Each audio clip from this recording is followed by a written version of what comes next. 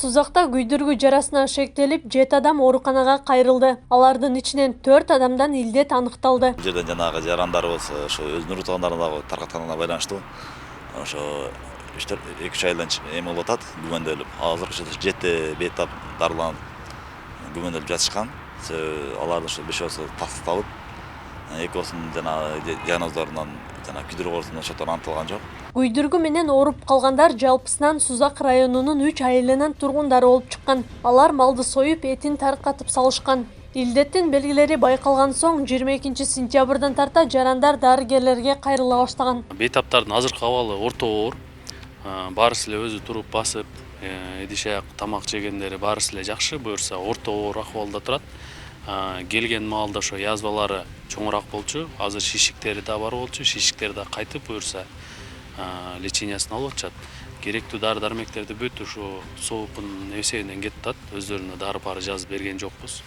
Бүт бар жогу дары дармектери тамак аштары менен камсыздап берип атабыз. Учурда ооруну жуктургандар менен байланышта болгон жана малды союуга катышкан 182 адам такталды. Алардын ичинен 161 адам профилактикадан өткөн. Бүгүнкү күнгө чейин тыгыз байланышта болгондор температуралары өлчөнүп, баардык ушу 180 адамга профилактика түрүндө антибиотик берилген.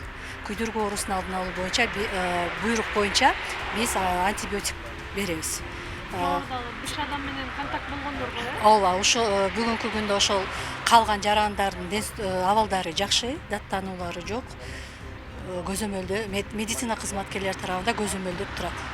Этти ветеринардык дарыгердин көзөмөлү жок. Өз билемдик менен таркатып салышканын адистер айтышат. Мындан улам илдет аныкталган жерлердеги мал жандыктары эмдөөдөн өткөрүлгөн. Азырынча адистер тарабынан да оорунун очогу кайда экени такталган жок. Ал эми биз изилдөө жүргүзгөнүбүздө паранхематоздун органы деп коет, ички органдардан, боордон, селезенкадан жана ошондой эле эттен, териден, кулактан алып келгенде, себеби бул Сибирь жарасынын күмөндөлгөн мал союлбаш керек. Анын ал жерде ветврачтардын катыштыгы болбогондуктан байланыштуу, мал ээлери билбестикке алып, өз билемдиги алып сойгонуна байланыштуу баардык подматериалдар толук кандуу лаборатория Сузак ветеринардык дартануу лабораториясына жеткизилген.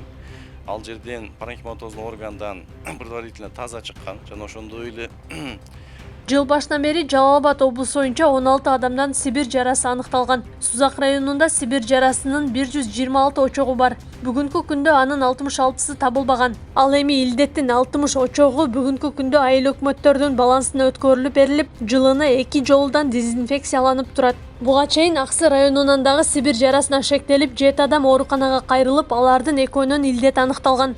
Акылай Карабаева, Замирбек Тойчу.